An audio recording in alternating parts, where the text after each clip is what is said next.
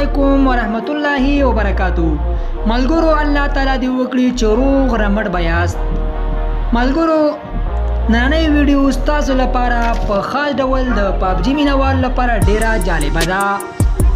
په دغه ویډیو کې باز تاسو ته دروښیم چې تاسو څنګه کولی شئ چې د خپل پابجي او نورو شیانو څخه ریکارډ وکړئ او ستاسو په موبایلونو کې بعد د سکرین ریکارډر نښان معلوم نشي.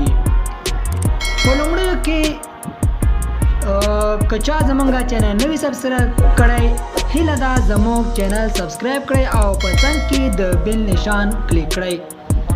زموږ هره تازه ویډیو به تر تاسو تر مخه دررسیږي.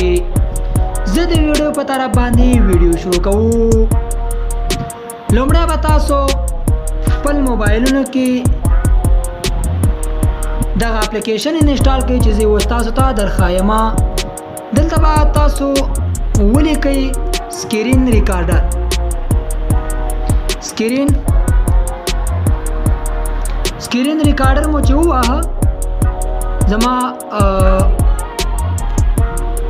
نت نه ده خلاص.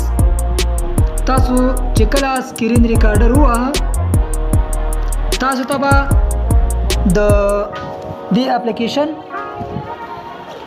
ایپ راشي. تاسو دغه شین اپلیکیشن ګورئ په دې باندې به کلیک وکړئ. چې کله مو کلیک وکړو دا به انسټال کړئ. ما انسټال کړی دی. تاسو به په خپل موبایلانو کې انسټال کړئ. دا ګورئ چې ستاسو په سکرین ریکارډر کې به بیا تاسو خپل نښان ونه ګورئ.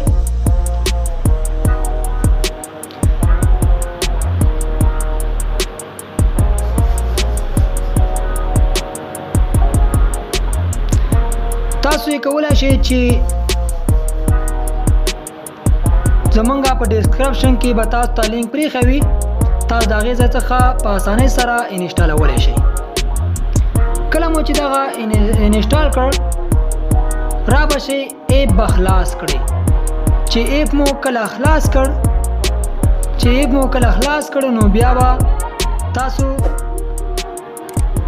په دې کیمرې په شانتې علامه چې ده په دې باندې به کلیک وکړئ. چې کله مو کلیک وکړو ګورئ دا نشان راځي. تاسو هر ځای ته وړلی شئ په موبایل کې. نو کله مو چې لکه پبجي خلاص کړ تاسو به بیا په دې اپشن باندې کلیک وکړئ. دا به سٹارټ به شي او بیا تاسو په دې ځای باندې کلیک